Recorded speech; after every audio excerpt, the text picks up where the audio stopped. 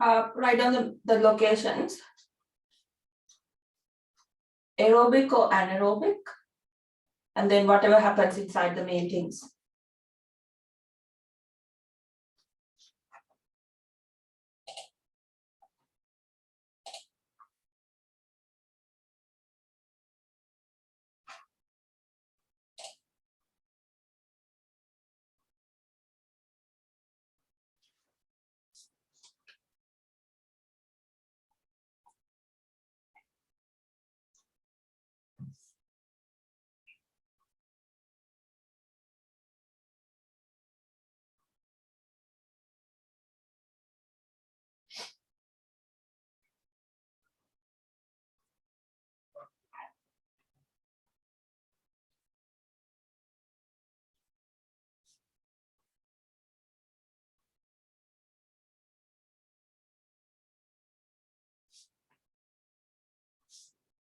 So glycolysis is breaking down glucose into pyruvate, release energy,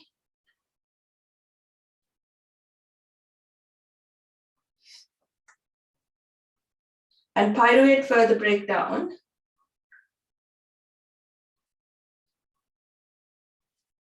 into 2-carbon acetyl-CoA,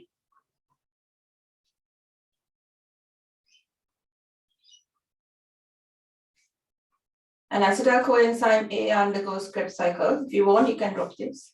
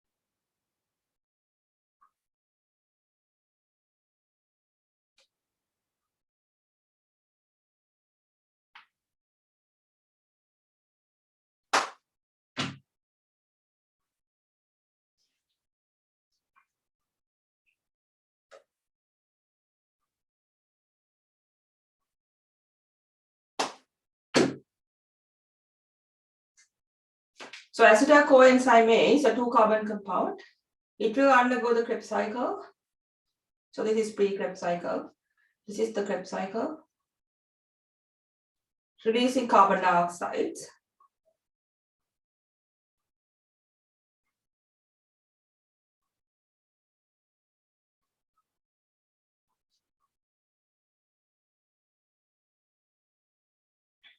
To ATP. And we are taking all the coenzymes into the electron transport chain to convert into ATP.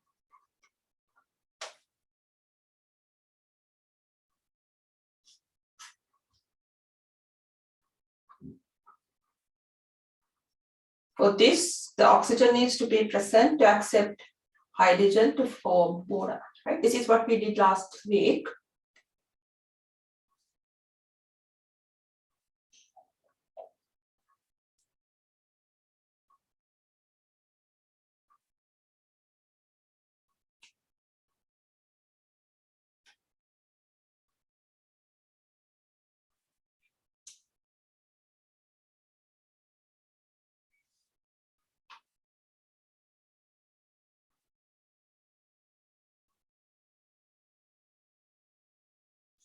Write down when this NADH undergo the electron transport system, we can produce 3 ATPs from one NADH molecule.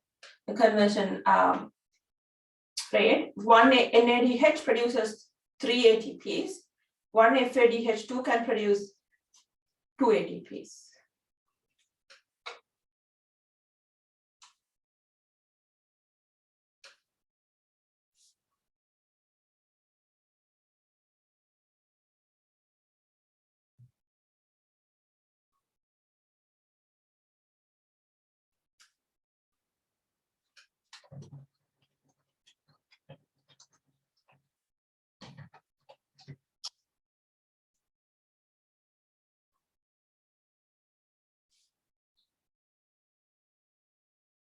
Okay, so electron transport system needs oxygen. You can clearly see it. So it is aerobic process.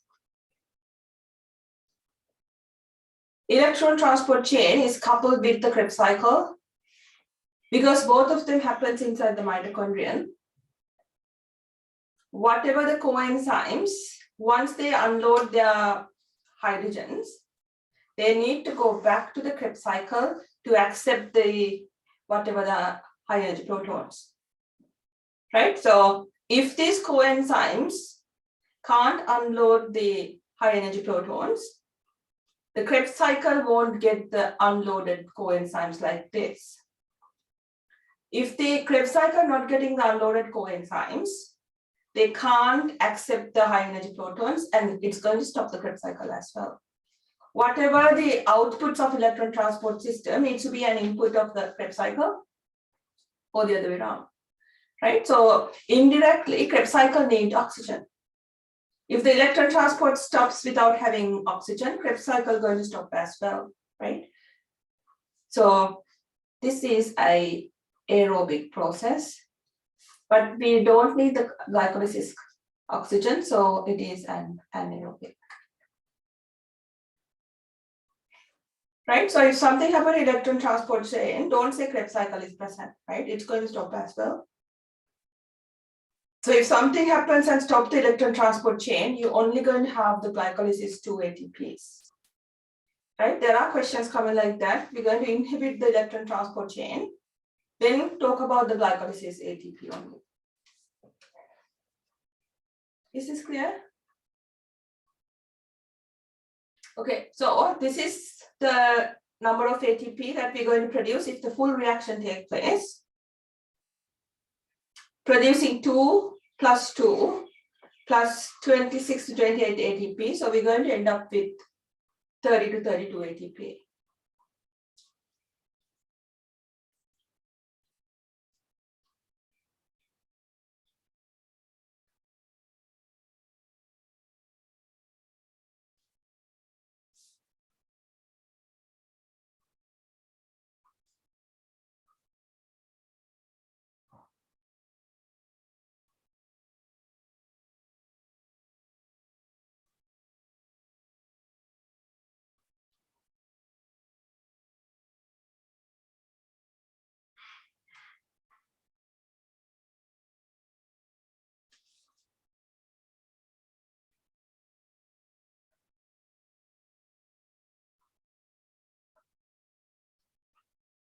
So the total is 30 to 32 ATPs.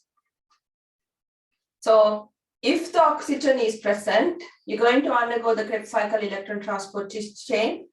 So the end product is 30 to 32 ATP. Right? So let's do the anaerobic respiration.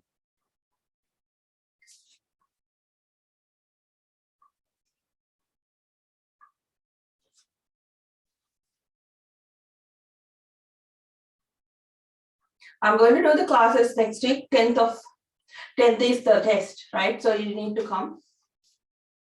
So I'll give you any class up to until I have more classes, 13th and 14th as well. I'm doing the class on 10th of April. It's the test. You will do like whatever 2 hour or 2.5 hour test. But I have the 13th and 14th classes as well. Right, doing the same thing. If you miss this class, please come and do the test either day. But the week after is a holiday, 17th.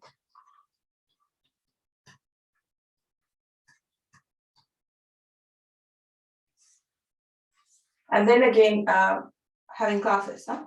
I have a study design to cover, you can't have lots of holiday.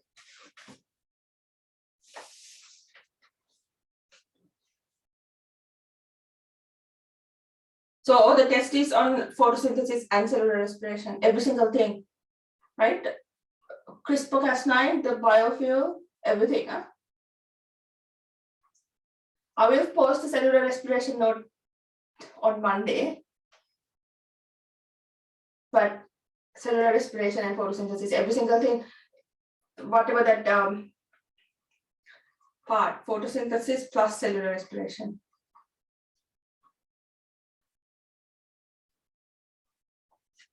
C3, C4 chem, CRISPR-Cas9.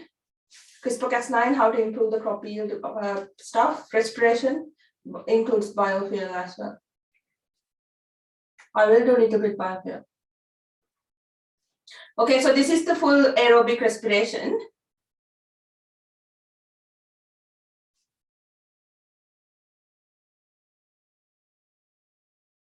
So this is the full aerobic respiration. If the oxygen is not present, these two won't happen, right? So the oxygen is a direct input, and indirectly Krebs cycle is going to be affected as well if there's no oxygen. So let's do the anaerobic respiration.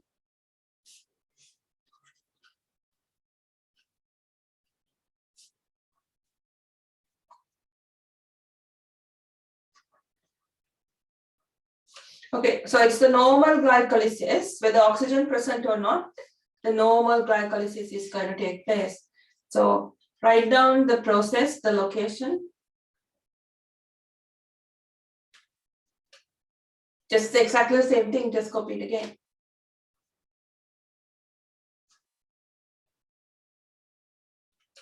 Right, there's no difference between aerobic and anaerobic glycolysis, it's exactly the same thing.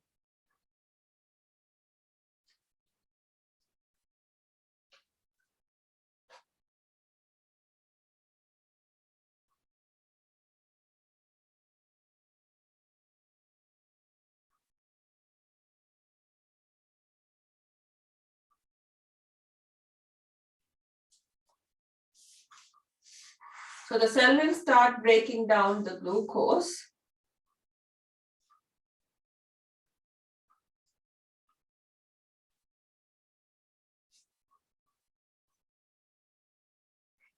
So the normal 6-carbon glucose, split it, produce the pyruvate.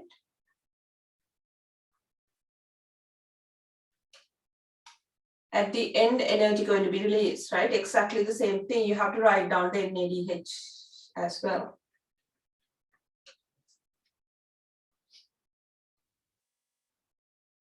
But because oxygen is not present, the pyruvate can't enter into the mitochondria, right? So none of the mitochondrial reactions going to take place because oxygen is absent.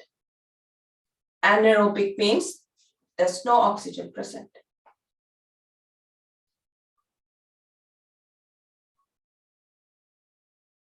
Right, so no Krebs cycle, no electron transport chain. Do not write ETC, no marks, definitely no marks. It's too long to write, so I just wrote it, but don't write it.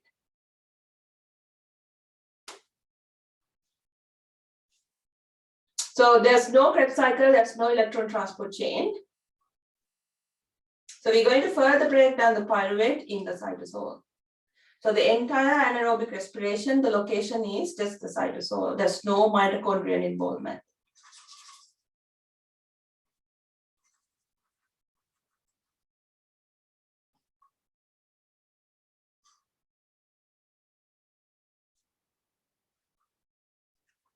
So you have to know what happens if the pyruvate broken down inside the animal cells. So this animal cell include human cells as well. And then you have to know what happened to the pyruvate if it breaks down in the plant or the yeast cell. Right, so yeast is a eukaryotic cell, but it is a fungi, unicellular fungi. Right, so most probably you will do pracs using yeast because it's easy to buy. But just remember, yeast is just acting as a normal plant cell, but it is not a normal plant cell, it is a fungi. But both of them eukaryotic cells. Right, so anaerobic is exactly the same thing we did like in last year. Pyruvate without oxygen can't go into the mitochondrion. It's going to further break down in the cytosol. In animal cells, it's going to produce an acid.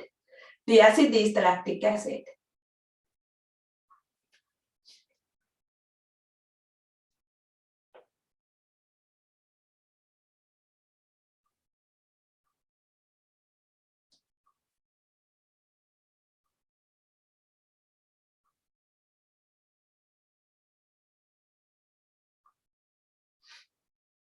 So this is what happened in like muscle cells. The normal human cells, example is the muscle cell. So muscle cells, if they don't get enough oxygen to produce large amount of ATP, sometimes when you're running, your body needs lots and lots of oxygen. If the oxygen demand is very high, because you need, for the run, you need lots of ATP, right? So for the run, you need lots of ATP. To give the higher number of ATP, the body is going to require lots of oxygen. But if you can't inhale the enough number of oxygen molecules within the given time, the cells will switch from aerobic to anaerobic respiration.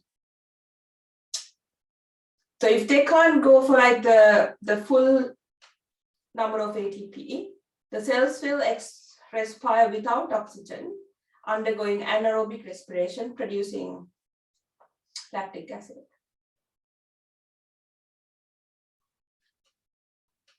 But lactic acid accumulation is toxic. If you have lots and lots of lactic acids, it's going to give the muscle cramps. Right, so this is why the runner is going to experience muscle cramps, because they require lots of oxygen to produce lots of ATP for the run. But if they can't give that enough number of oxygen, the muscle cells will switch from aerobic to anaerobic. So the product is toxic. Lactic acid accumulation is toxic.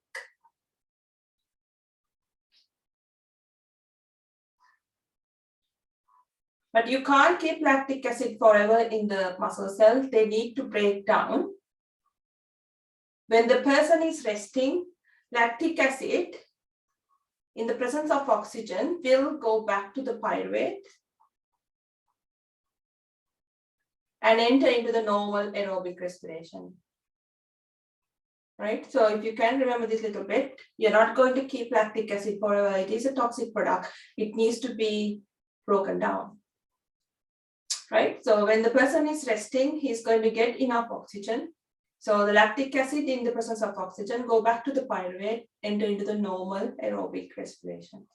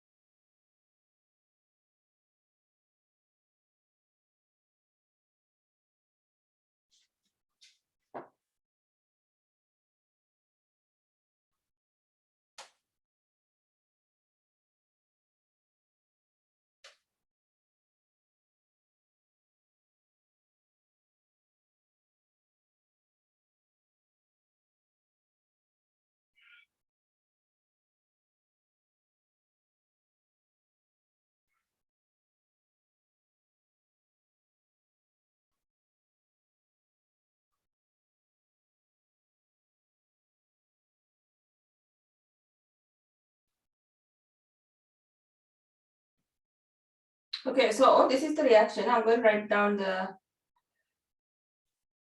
animal cells anaerobic respiration, the lactic acid production.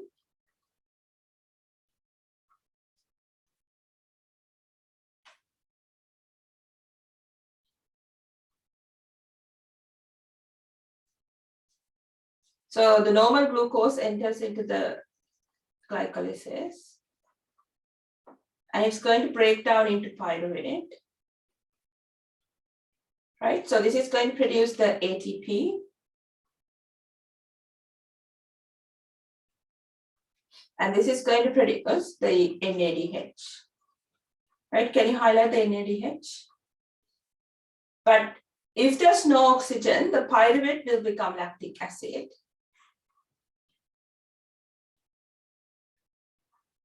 But for this conversion, during this conversion, the pyruvate is going to get this high energy proton and the NAD will become NAD+. Otherwise, nothing will happen to the NADH because there's no electron transport chain, right? If the glycolysis is keep happening, you have to have the recycling, you have to recycle the NADH. Otherwise, the glycolysis is going to stop even, right? So what the cell is doing is, if there's no oxygen, the pyruvate can't enter into the Krebs cycle. So the Krebs cycle is the one that leading to the electron transport chain, right? Because this pathway is not possible, pyruvate need to accept that whatever the unloaded high energy proton and convert the pyruvate into the lactic acid, but you have to have the unloaded coenzyme somehow. Right, otherwise glycolysis will stop. They need to recycle the NADH into NAD+. Otherwise, glycolysis is going to stop.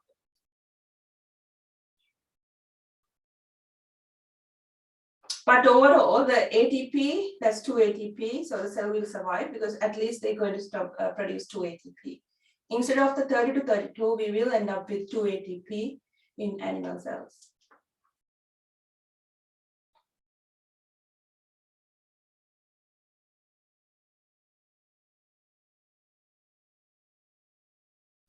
Right, so this is it for the lactic acid. You can either call this as anaerobic or fermentation, right? So if you want to use the term fermentation, this is lactic acid fermentation. Fermentation means something happening without oxygen. Right, either the same thing, both the same thing.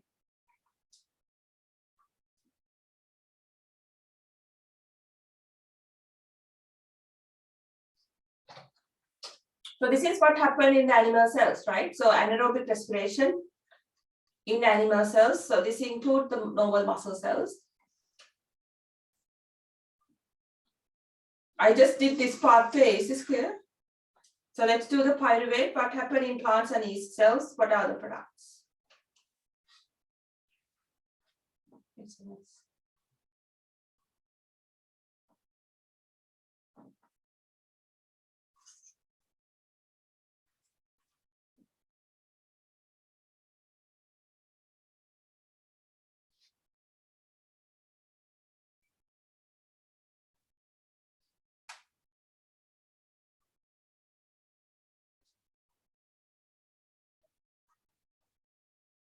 Anaerobic respiration or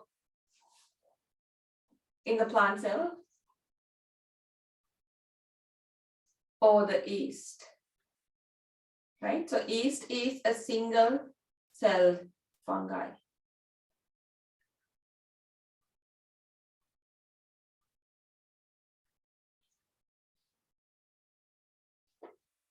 So the normal glucose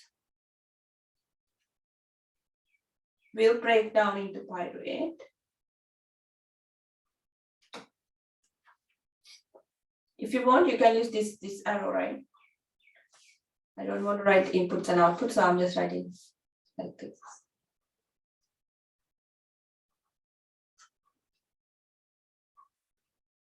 Same as before, can you highlight the NADH?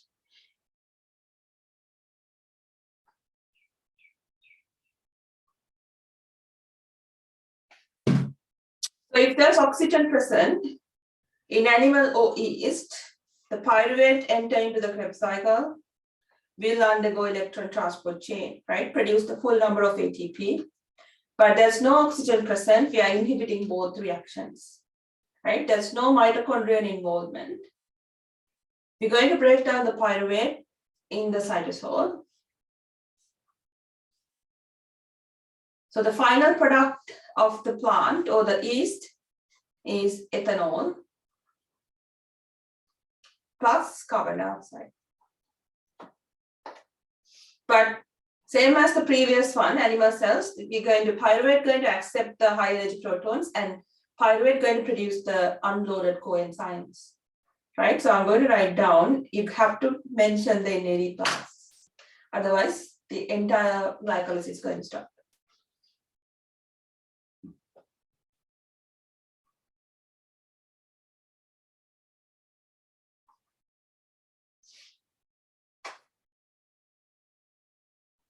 So the plants or yeast going to produce ethanol and carbon dioxide. Animal cells going to produce lactic acid.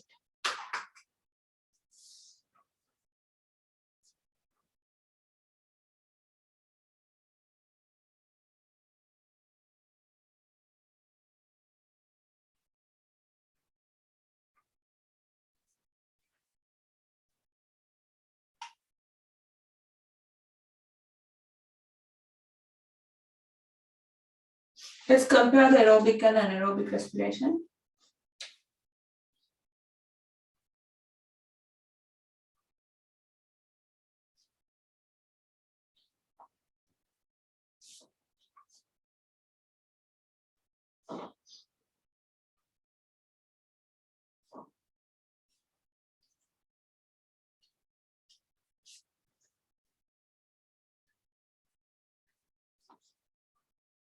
Compare the number of ATP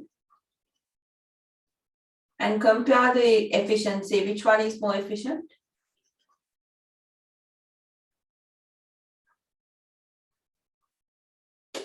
Compare the sites we are using, locations.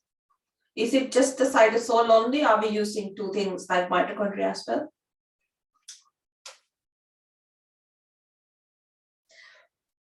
What are the final outputs? Final outputs, I don't need ATP. Compare this.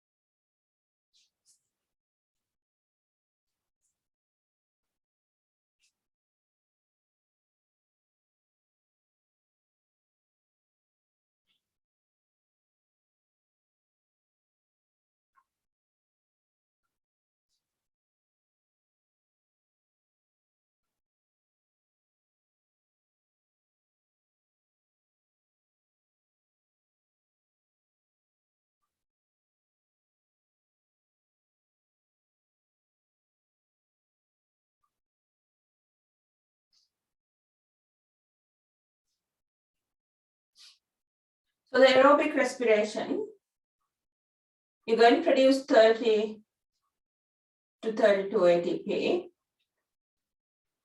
because all three stages are going to take place, right? But compared to the 30 to 32, anaerobic is just producing glycolysis, produce only 2 ATPs.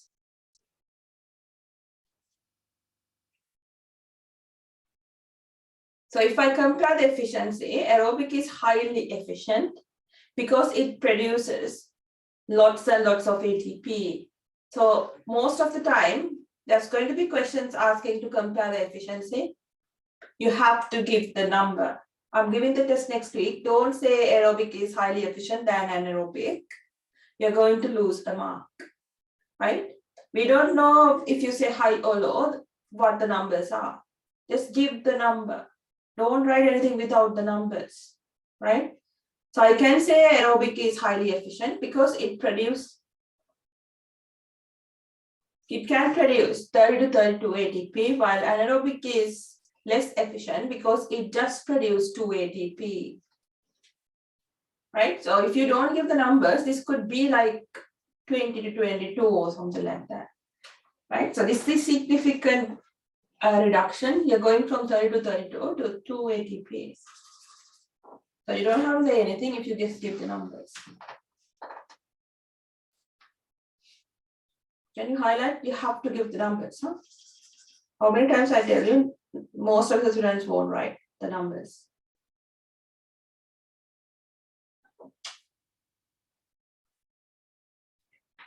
So the aerobic respiration, the glycolysis is the only reaction in the cytosol, but the Krebs cycle and electron transport chain is inside the mitochondrion. But the anaerobic is just the glycolysis and further breakdown in the cytosol. So we are not using mitochondria.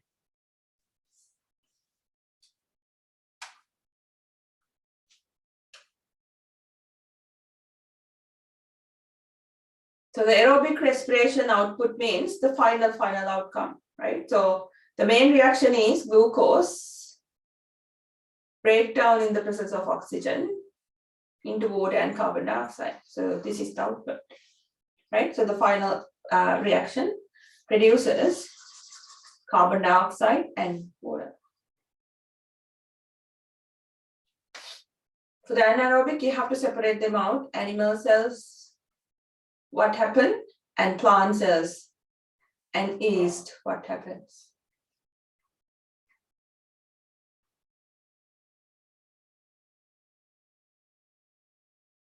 Don't forget the carbon dioxide. You're losing a mark if you don't mention the carbon dioxide. Right, so plant yeast, they must have carbon dioxide, the gas as well, other than the ethanol or alcohol.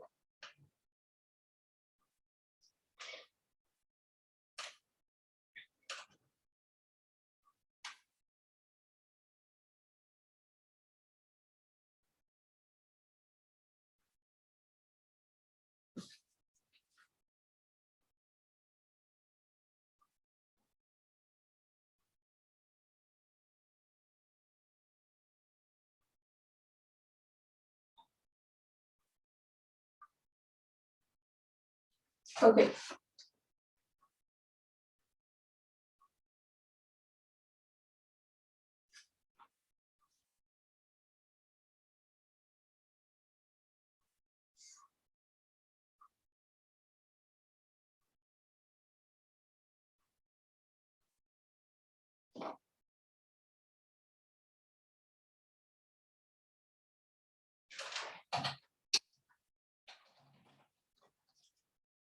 Okay, this is done. Let's do the factor that's going to affect the rate of cellular respiration. Write down 3 main factors.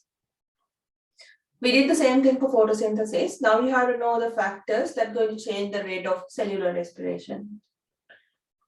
Right, so think about both aerobic and anaerobic. Write down the 3 main factors that are going to change the rate of cellular respiration. Photosynthesis had 4 factors, right? Because they included the food as well.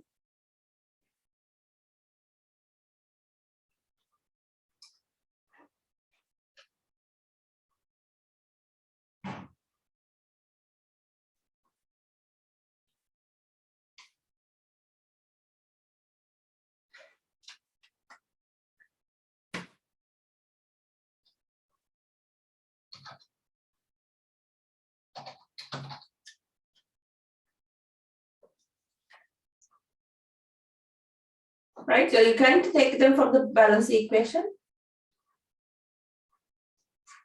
No need to balance, but the 2 main inputs, right? So glucose is a main factor that's going to affect the rate of cellular respiration. Higher the glucose, higher the ATP. And then next one is the oxygen availability.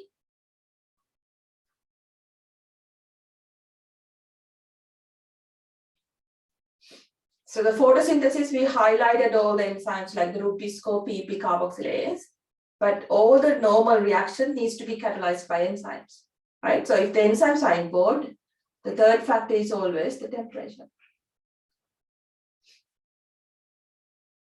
Right, so temperature affects the enzymes. So always enzymes going to change the temperature going to change the rate of cellular respiration.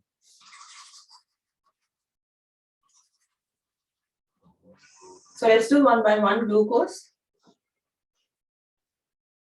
Glucose is like a normal typical graph we did for the photosynthesis, right? So can you draw like the increasing and then this constant? Label the graphs, label the axes.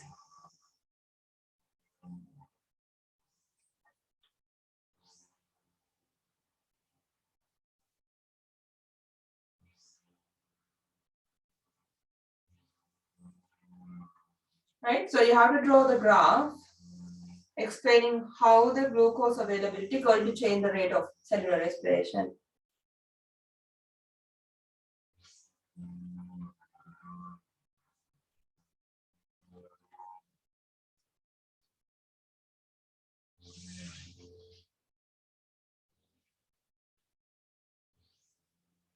It's exactly the typical graph. When you increase the glucose, the rate of reaction is going to increase and it's going to be a constant. Right, so can you explain A to B and B to C? and identify limiting factors that limit the rate of reaction before the saturation point and after the whatever the point be.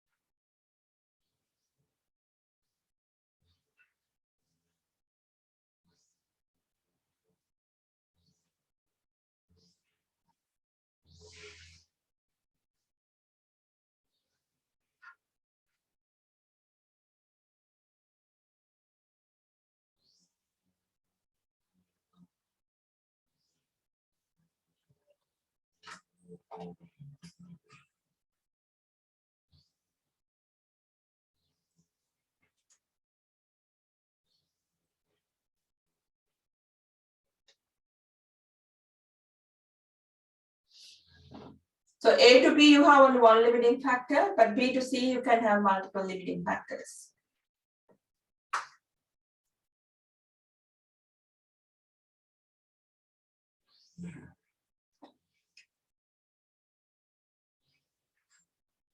During the Easter break, study a little bit. That's immunity. We haven't done immunity yet. Immunity is like the biggest part. It's in unit 4.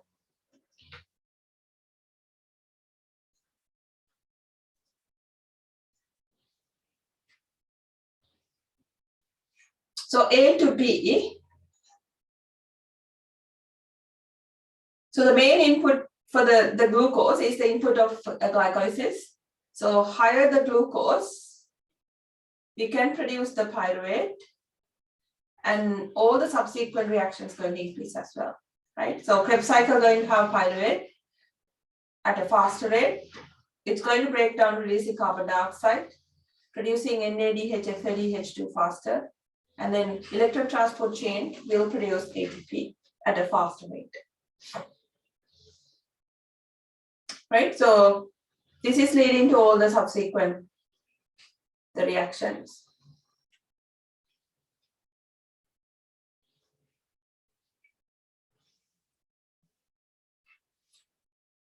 But when you come to the point B onwards, there are limiting factors other than glucose, right? So it could be the oxygen availability. It could be the enzyme's active sites. So other factors other than the glucose going to be limiting. So the rate of the reaction can't increase further. It's going to be a constant. A to B limiting factor is the glucose, right? Because glucose is not enough up to the point B. Point B is the maximum glucose. So always before B is always the x-axis variable glucose, but after B, anything other than glucose, right? Remember I said always the questions going to ask about this limiting factor. Don't go and pick something else. There was a question in the enzyme test and most of you got that wrong.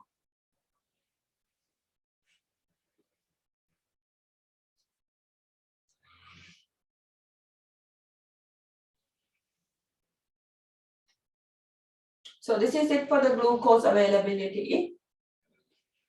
There's no graph for the oxygen availability. Write down the two conditions, what happened? Is this finished? When is it finished? Okay, glucose, second one is the oxygen availability.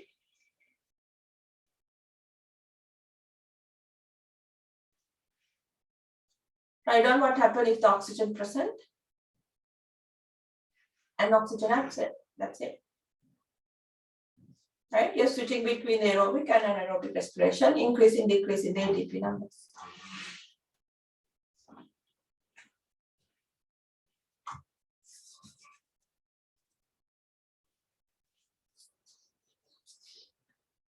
So if the oxygen is available, the cells, animal and plant cells, can undergo aerobic respiration, producing the maximum number of ATP.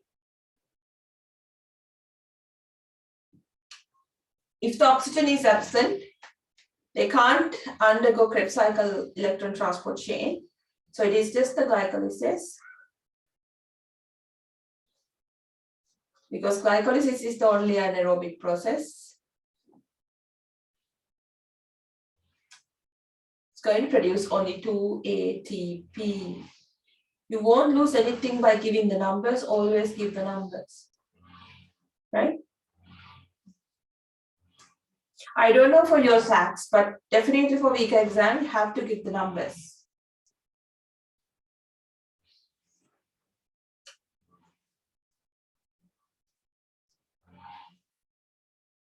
Okay, do the last one, temperature curve, draw the graph.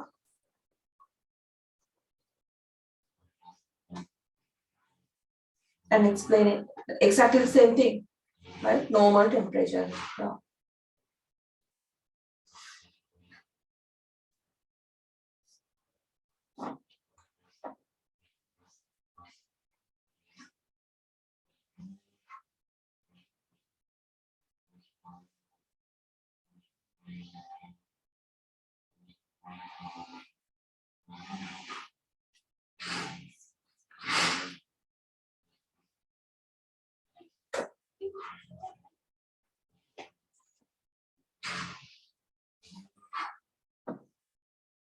Rate of the reaction going to increase and then decrease.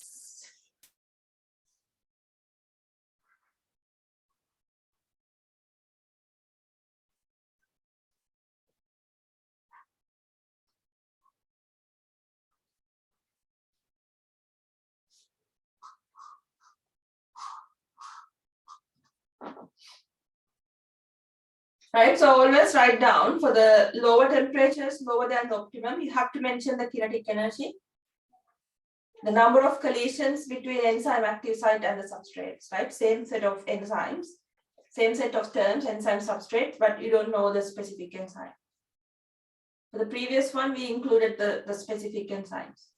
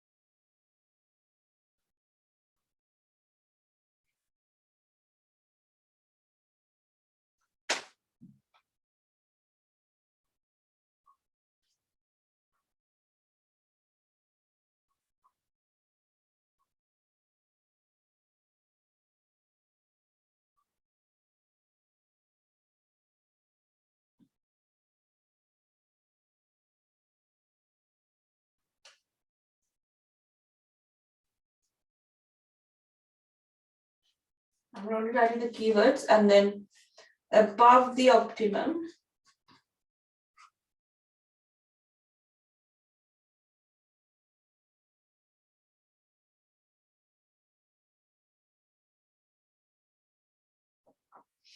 Just include the active site, the substrate can't bind, no less products or no products.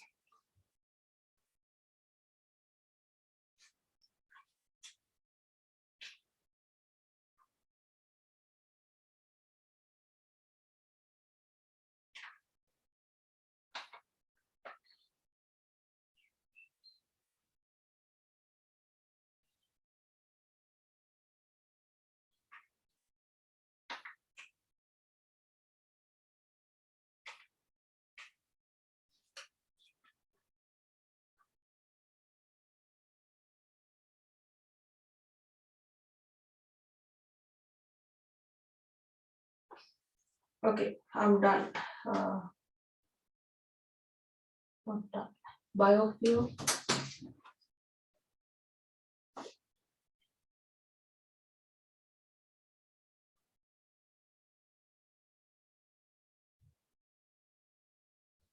Okay, let's do the endosymbiosis quickly. Is this finished? I'm finishing the chapter soon.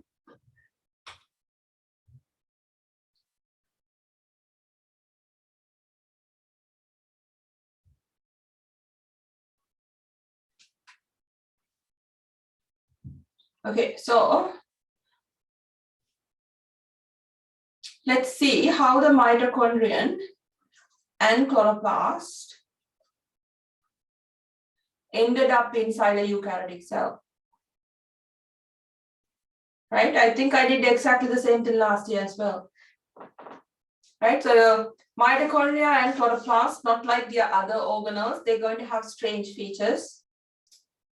And there is a theory to explain why these two end up inside another eukaryotic cell, because these can be free living organisms. Right? I'm going to explain why mitochondria and chloroplast ended up inside a large eukaryotic cell.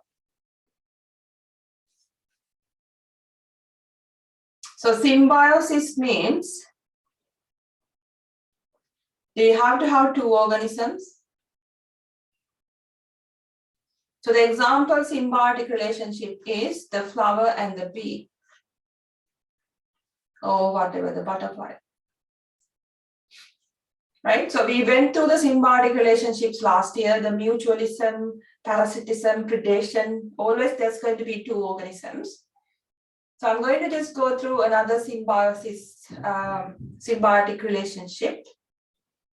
But this relationship, we are considering two organisms, but one organism is living inside the other organism.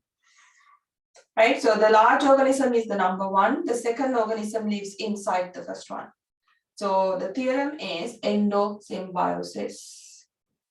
Endo means one organism lives, there are two organisms, but this is a special relationship because one organism lives inside the second organism.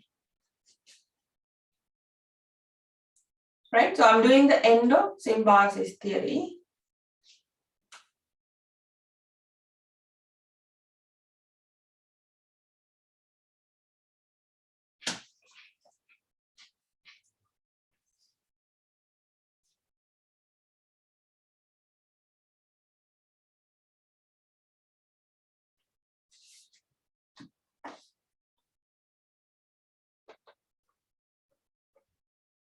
So the two organisms, so because this is a symbiotic relationship, you have to have two organisms. The first organism is the eukaryotic cell.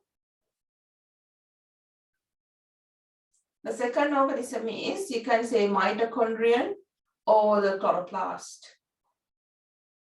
Or you can just compare these as like one organism.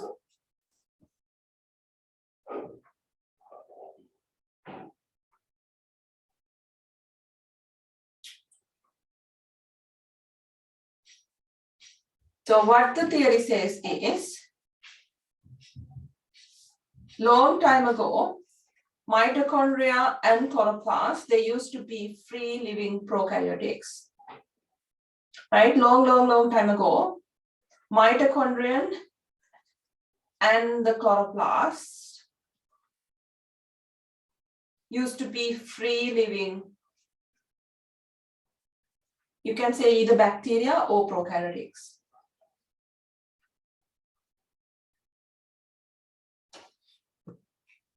Right? So they used to be living by themselves. They were like actual bacteria a long time ago. But one day, they were engulfed by a big, large eukaryotic cell.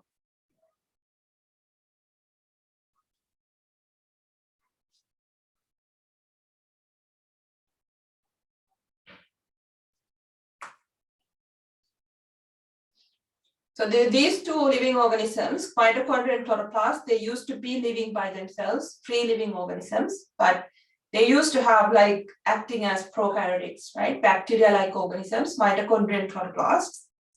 But one day, they've been engulfed by a large eukaryotic cell, mitochondrion first, and then they engulf the chloroplast. And since then, mitochondria and chloroplasts still living inside the eukaryotic cell, they never left, right? So you can write the third point, they never left.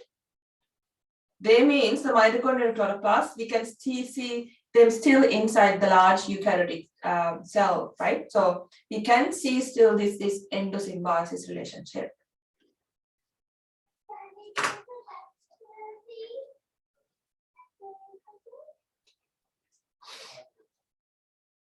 So if this is the large eukaryotic cell with the nucleus, let's draw the engulfing of the mitochondria. So the large eukaryotic cell engulfs the mitochondria and endocytosis. But during the engulfing process,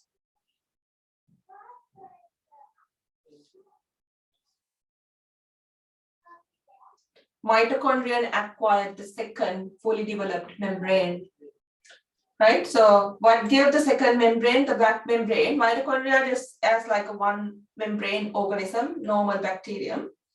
But during the engulfing process, they acquired the membrane from the eukaryotic cell. So they have fully developed second membrane, absent in other organelles except the chloroplast.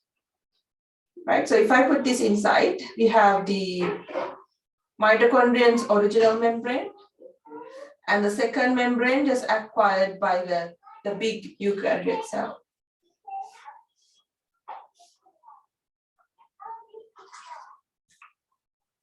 Right, so this is after the engulfing process.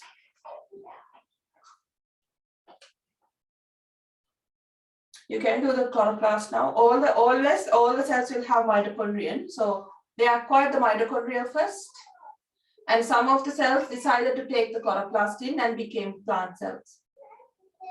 Right, so now draw the chloroplast, acquiring the chloroplast. Same thing. If I put this one inside, the green, apart from the green original membrane, it's going to get the black membrane.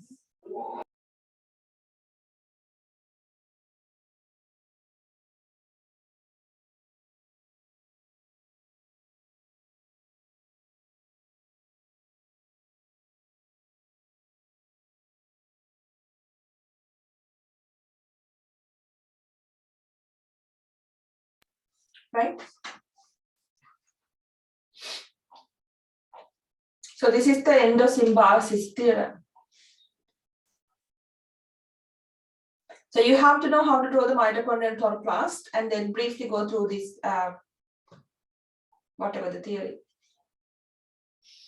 So mitochondrial chloroplast used to be free living prokaryotic organisms. So the features needs to be similar to the bacteria. Whatever the features you're going to write down for the mitochondrial chloroplast needs to be similar to the prokaryotes. So there used to be free living bacteria-like organisms, but one day a big, large eukaryotic cell engulfed the mitochondrion and the chloroplast. And since then, they still live inside the eukaryotic cell, they never left. Write down the evidence. You can't propose something without having solid evidences. There has to be, we have 5 solid evidences.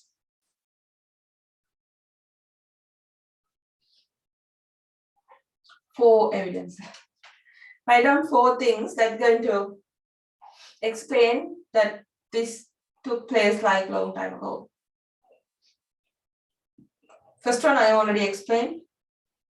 Think about other prokaryotic features present in mitochondria and chloroplast.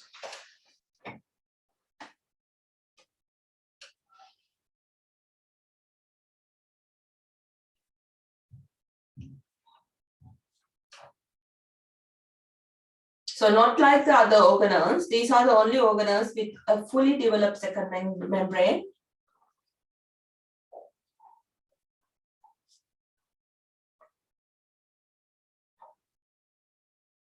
Right, they're not going to have just one single membrane, they have the second membrane.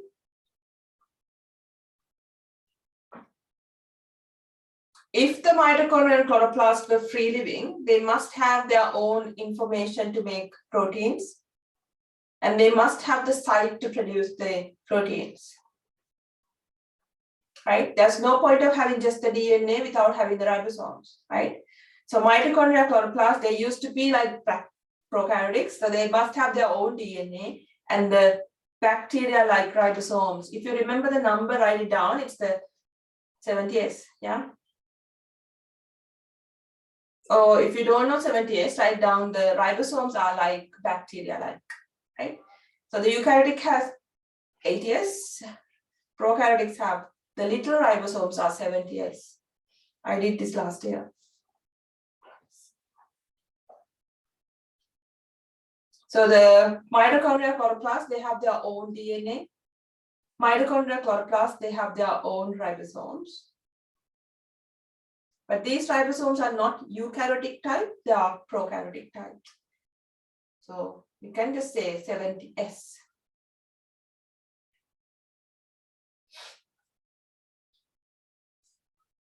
So all the features needs to be similar to the prokaryotics. They can self-replicate, write down the division type. If you can't remember the exact division, you go for the self-replication. Or if you remember the binary fission, write down it is binary fission.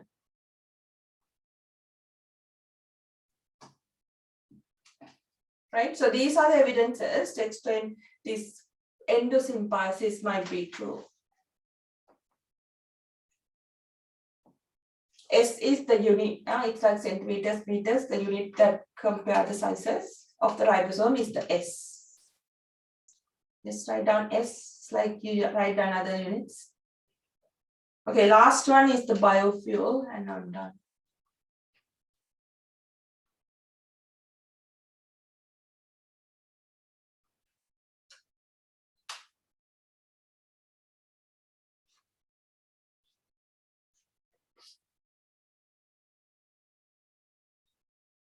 I didn't go through the CRISPR-Cas9 here, go through the note. I posted the note for every single student.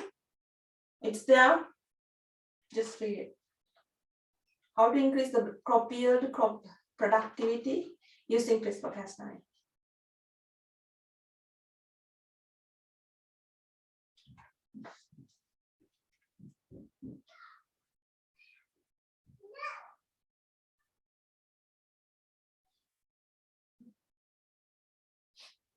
Are there any questions on this endosymbiosis? All you have to remember is mitochondria and chloroplasts, they have a bacterial origin, right? Okay, next one, last one. This is a new topic to the study design. You're learning biofuel production. Not production, just brief introduction.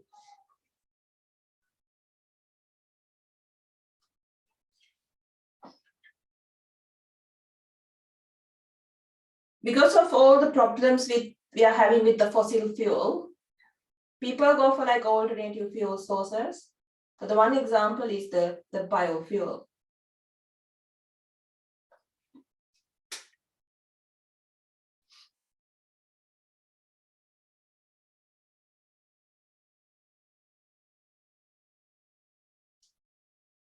Right? So biofuel means we are producing energy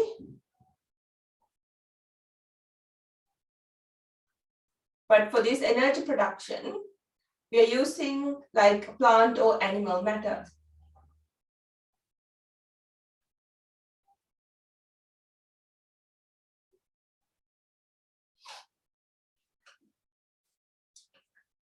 Right? So to produce the biofuel means something we can produce at the end we can produce the energy. So the inputs are the plant matter or some kind of animal matter.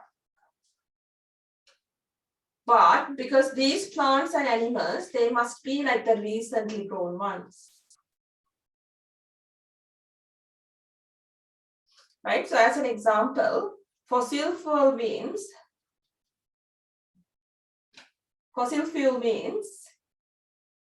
same thing, right? But they were buried underneath for like millions and millions of years. So they're not like the recently grown animals and plant matter. Right? So whatever the carbon that they trapped, it was underneath for long time, millions and millions of years.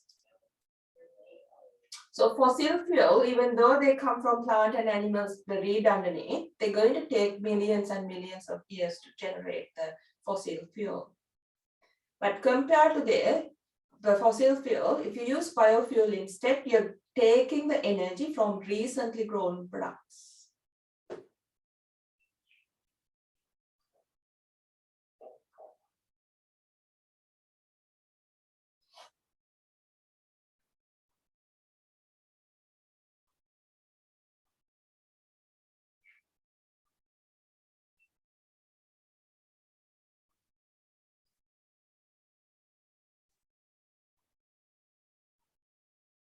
Is this clear? So coal, petroleum, they are coming from biomass, but this took like millions and millions of years to generate.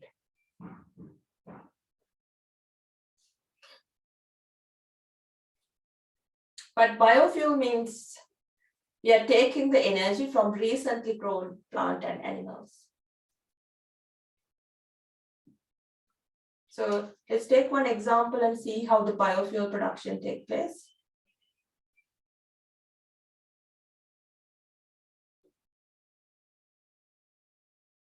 This is a renewable energy.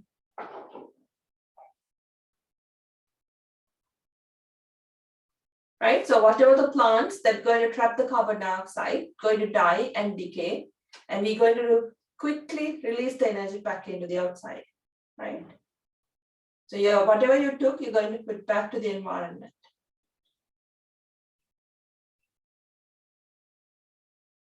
But the fossil fuel, it took millions of years, so we're not going to consider them as renewable.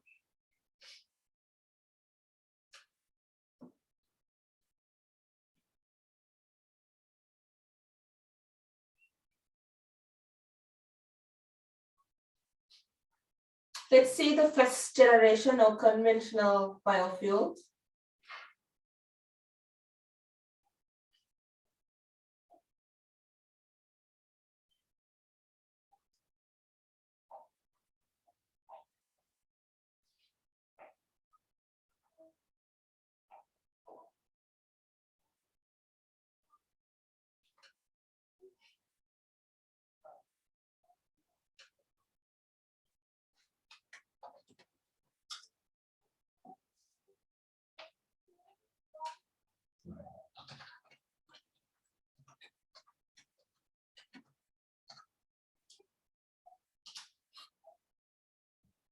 Right, so the conventional method to produce this biofuel or the first generation products are substances with lots and lots of glucose, right? So basically you're taking like the plant matter. Example is the biofuel produced from sugar, starch, or there are lots of products, vegetable oil.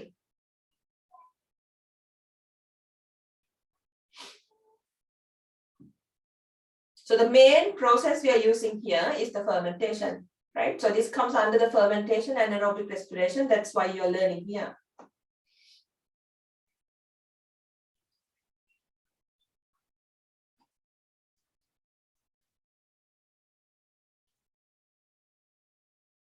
It's not just the fermentation, we can use different method like distillation, but we're doing it under the fermentation, so just leave fermentation.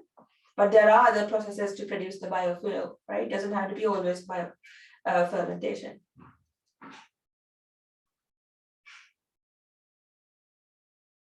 If you do chemistry, you might have heard of distillation. So as an example, if I take the sugar, it's normal anaerobic respiration, right? Or any starch, they have high glucose content. So fermentation means we're going to just put them on inside an anaerobic container. And the organisms, the plant matter will undergo the fermentation or ethanol fermentation, producing ethanol.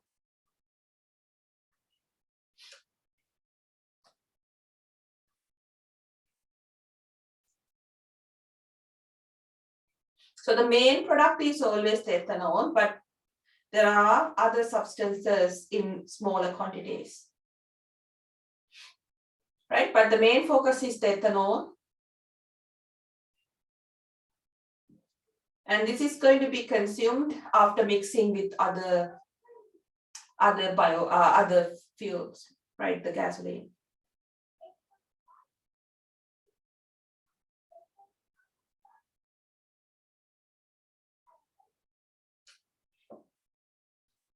Right, but we use in the fermentation, we are using the glucose as the input and produce the ethanol. Ethanol is going to be processed and used as a biofuel.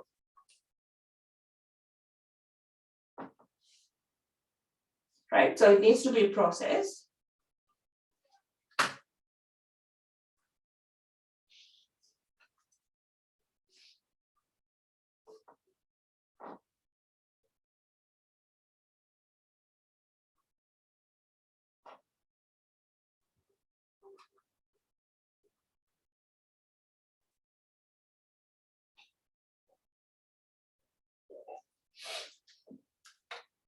So the main biofuel we produced is the ethanol.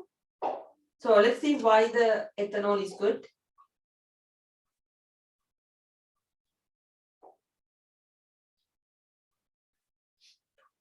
Ethanol is clean.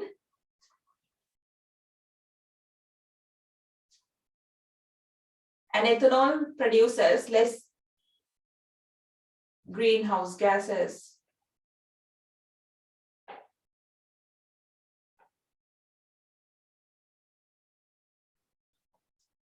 Right, the ethanol, whatever the burning, will produce less greenhouse gases, and it's going to be much more cleaner than any other fuel types.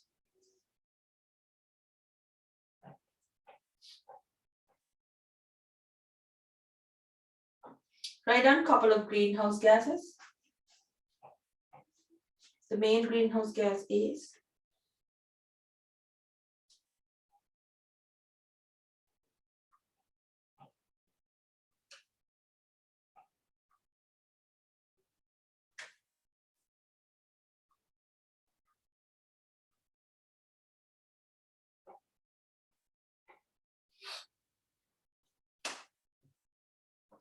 right. So these are the benefits of doing this, producing the fuel out of whatever the sugar and the starch or any plant material.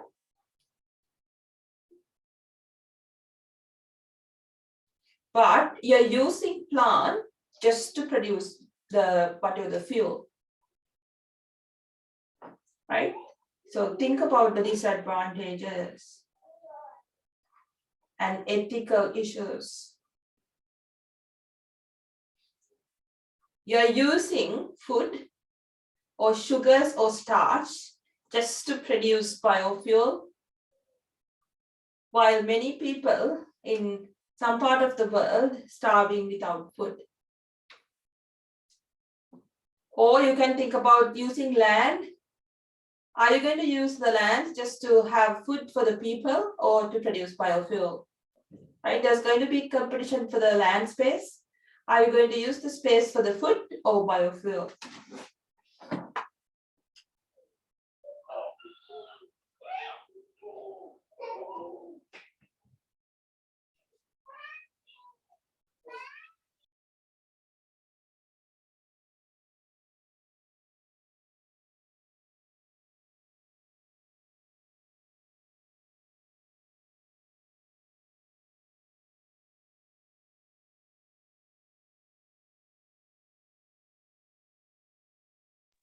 Right, so the two disadvantages, like the ethical aspects, are you going to use food for the consumption or to produce biofuel?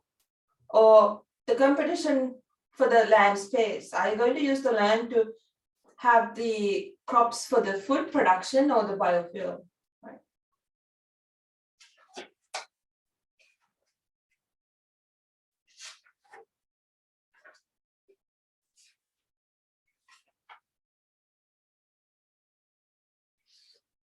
So this is just for the conventional biofuel. The sugar and the starch are the main input, but there are other sources other than the main food, right? So this basically plant the food types.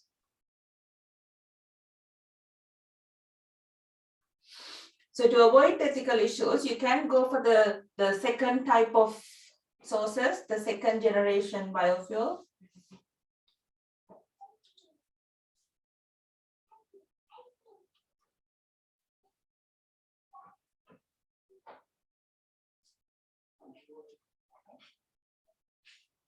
You're not using food for this. You're using like wood, organic waste, and food waste. Not directly the food, you're using the waste.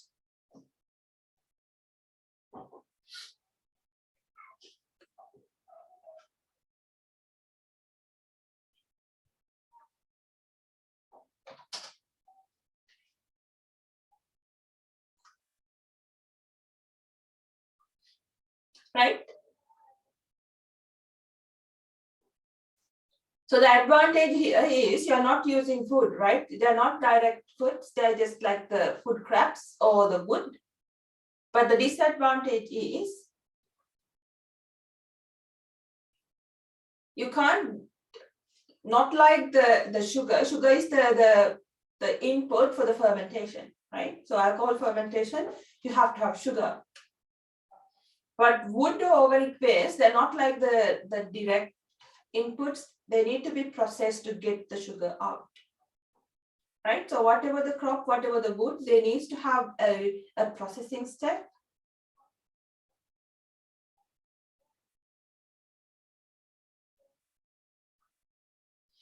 And they need to have the sugars extracted and then undergoes the normal fermentation. Right? So this is going to cost money and time.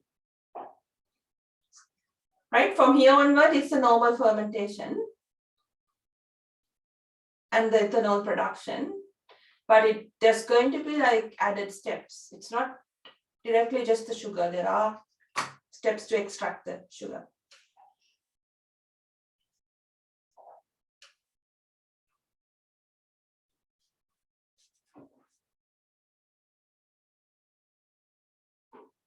Right? To have these crops, you can use like the poor quality land.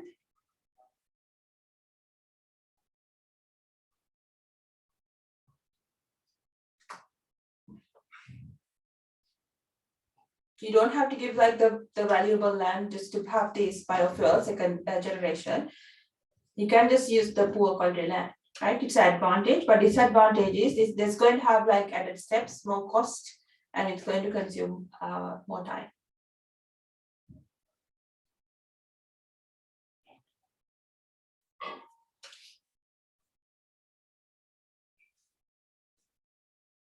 Last one, there's going to be like so on, first generation, second generation, third generation, fourth generation now. So one example is we can use now the engineered crops like algae.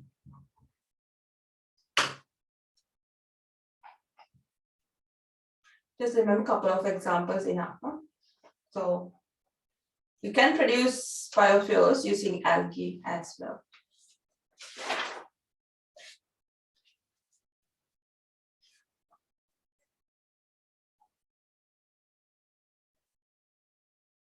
When I send the note, go through the note, it has all these things, most of them.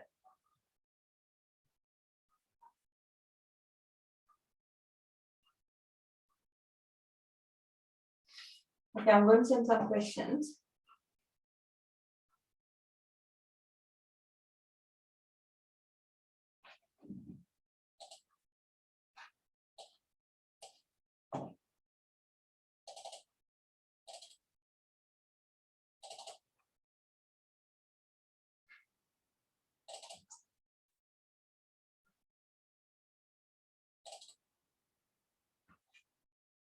I'm going to send a biofuel document, just download it.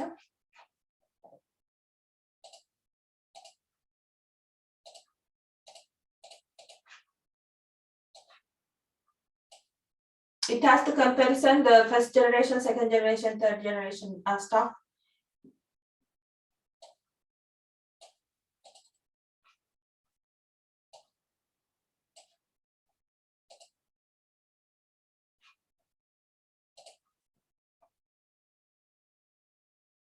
Right, so you can go for the sources, the benefits and the challenges.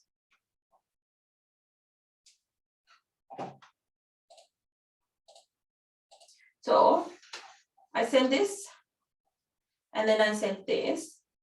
So this is how they're going to produce like the first generation biofuels, like the sugars and the starch, getting the ethanol out. And then this is like the second generation, they have added steps, there's more steps involved. Right, so I gave send this document.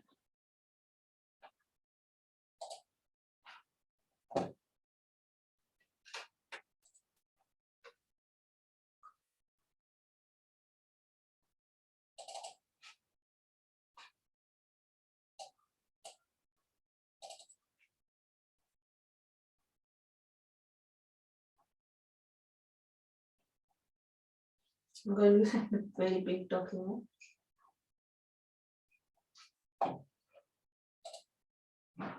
Okay, to this one, you have 20 minutes to complete this.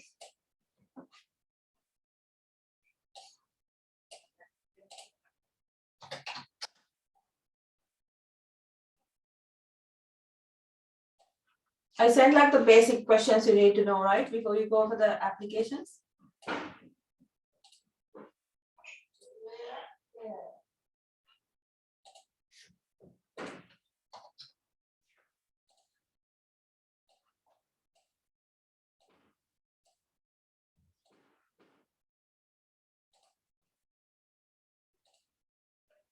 Are there anyone except Jinuka? Selandi, you got it?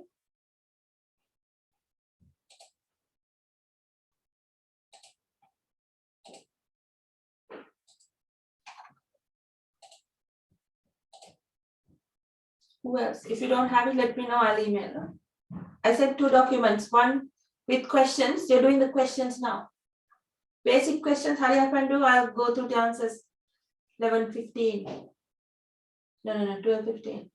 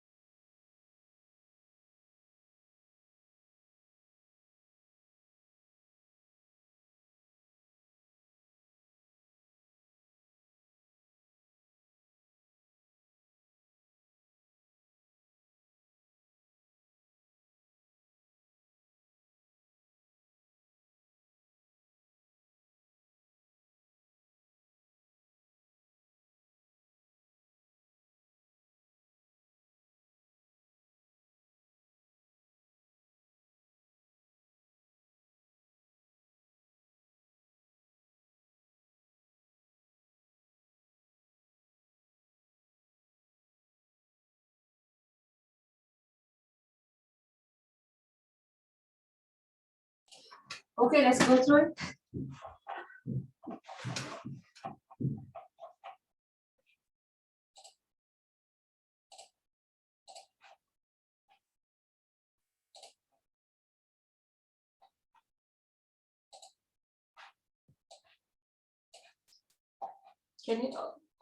Can you see my screen?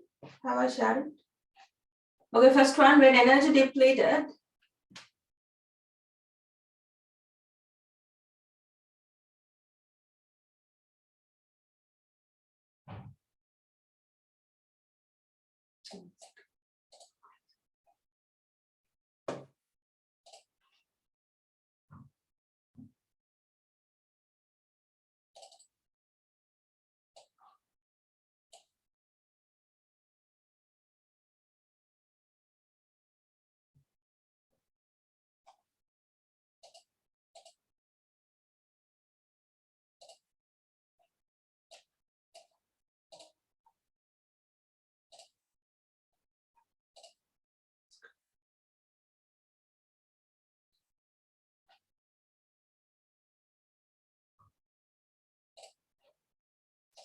okay, when energy depleted elements associate protons are accepted by organic compound, that's the pyruvate. So the answer is fermentation.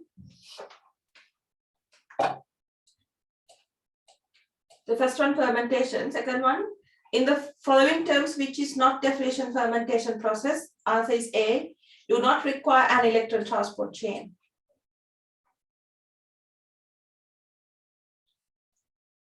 Third one, which of the following is not a product of fermentation? It's the oxygen. 4, the final electron acceptor of lactic acid fermentation.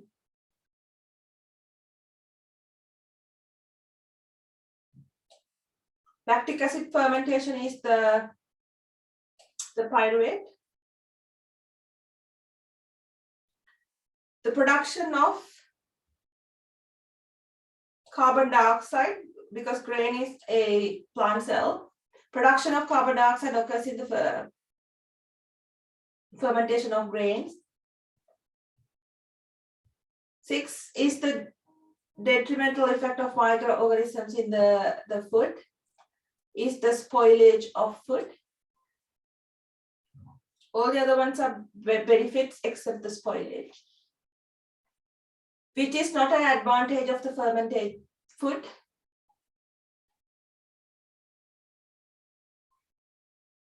D, decrease the intestinal microflora.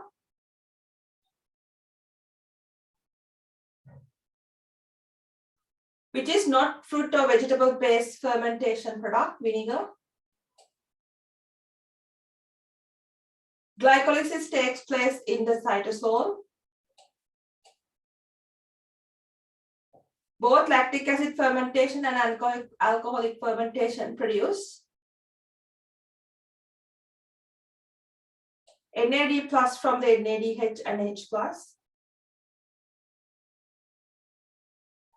The anaerobic pathway provides enough energy to meet all energy needs of many unicellular and some multicellular organisms. The breakdown product of glucose that diffuse into the mitochondrial matrix for the further breakdown is the pyruvic acid or pyruvate. 14, the Krebs cycle.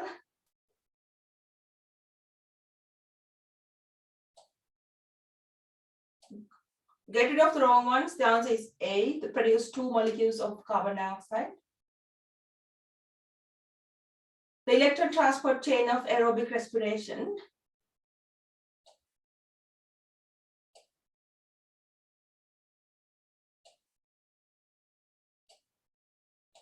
Pumps protons into the space between the membrane or the cristae, the pump protons, answer is D. This is just a general knowledge, it is 40%. It's 40%, 39%.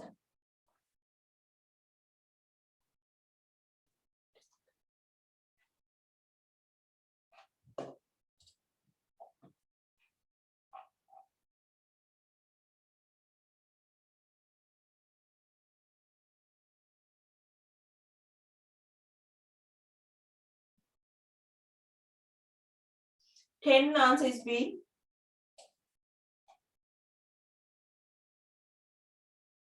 Okay, 17. Glycolysis provides the pyruvic acid molecules.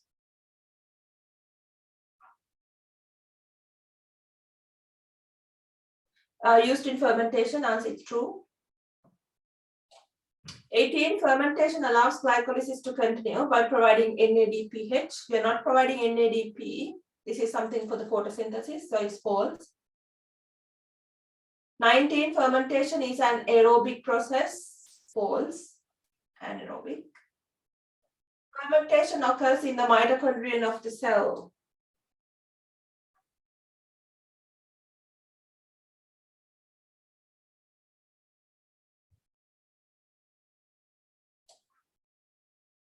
False, it is the cytosol.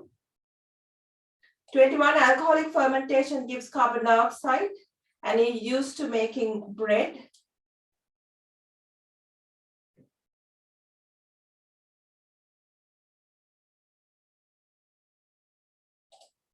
Carbon dioxide bubbling up, so answer is true.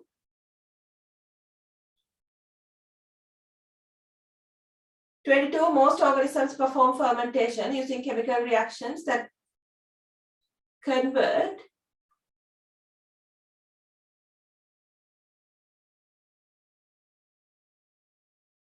so if it is an animal, this is true, so answer is true. 22 true.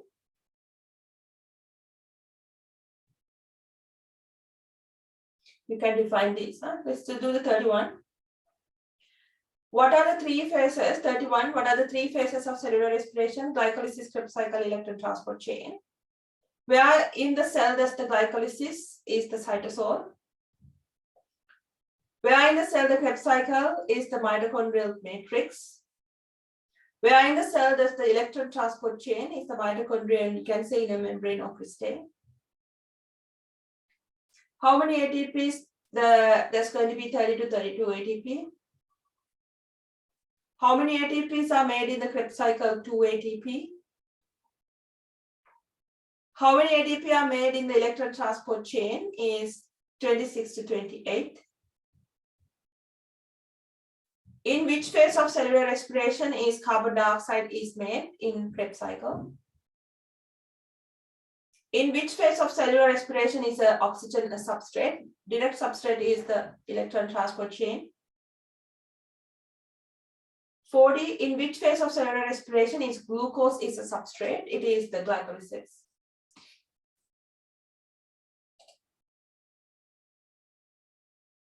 If I have time, I'll send you the answer sheet. No, I don't have an answer sheet yet.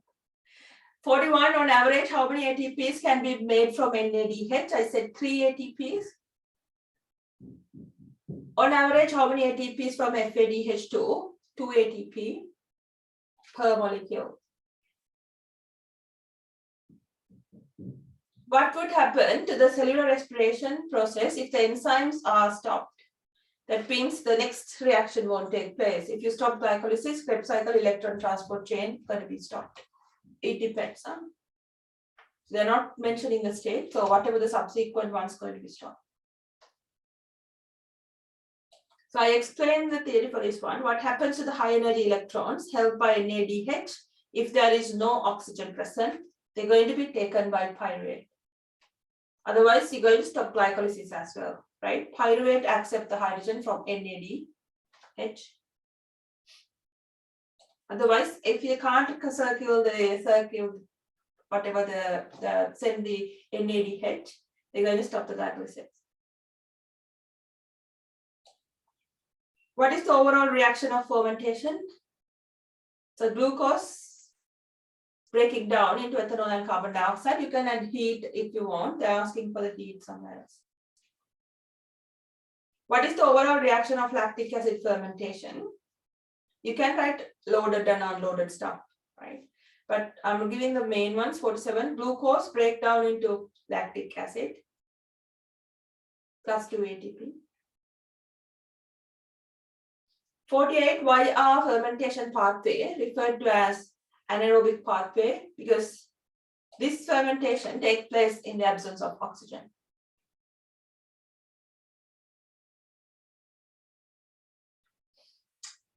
49, what is the energy containing product of glycolysis? It's the NADH and ATP. Of what importance are lactic acid fermentation and alcoholic fermentation to the cell? Because it produces 2 ATPs, right? It's a process of producing ATP.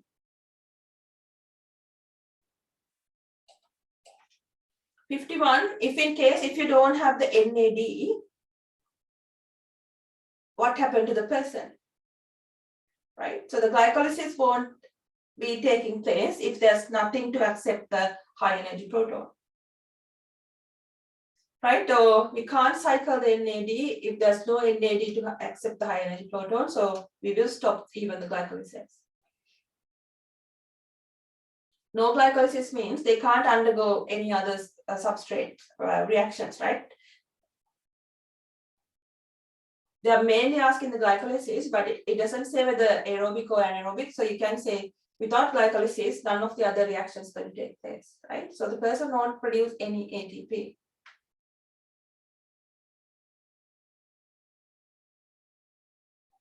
(52) answer is heat. Other than the ATP, there's going to be lots of heat production. Heat is always a byproduct.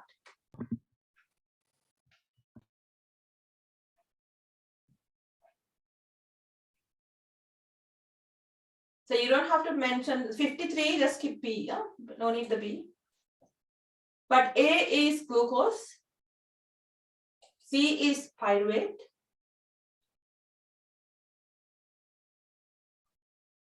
D is lactic acid fermentation. So F is lactic acid. E is ethanol fermentation. G is ethanol, C2H5OH. That's why it's carbon 2, right? This side is ethanol, this side is lactic acid.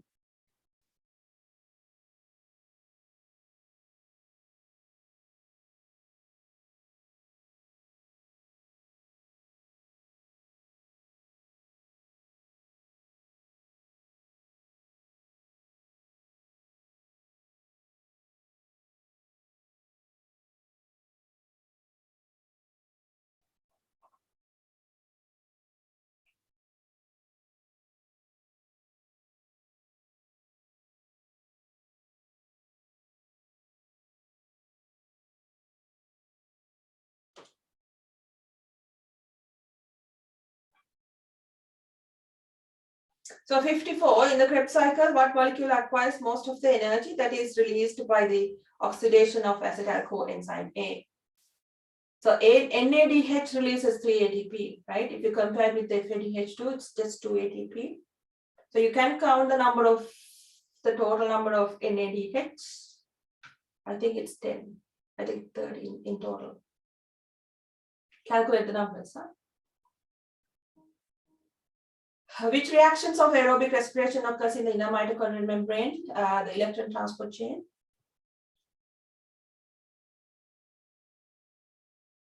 So 56 easy. 57, how is structure of mitochondria well adapted for the activities is carried out? Just explain the cristae.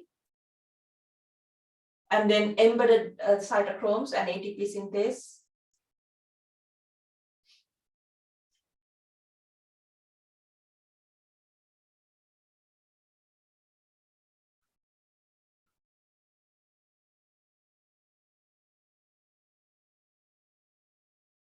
Let's do 61. I'm skipping questions. 61.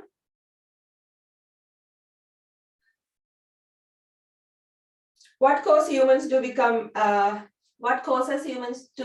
lactic acid fermenters? Because absence of the oxygen. 62, what are 3 main sources of ATP? They can get the stored ATP inside the muscle cell. They can get the ATP from lactic acid fermentation or normal aerobic cellular respiration. 3 sources of ATP. 63, during a race, how do your muscle cells produce ATP after the store of ATP in muscle cells is used? So they can either go for cellular respiration, aerobic or anaerobic, right? Because out of 3 sources, you can go for the other remaining 2. aerobic cellular respiration or anaerobic. 64, why does a sprinter have an oxygen debt?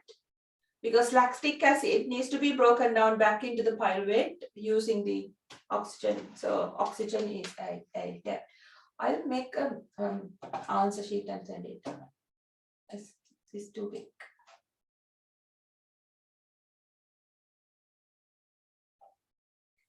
You're having the test next week, come prepared. Huh? Don't waste the questions. If you haven't done the SAC, you will do it soon. Don't waste the questions. I'm marking it. Right? I'll do something and send the answers. Huh? Bye. Thank you. Thank you.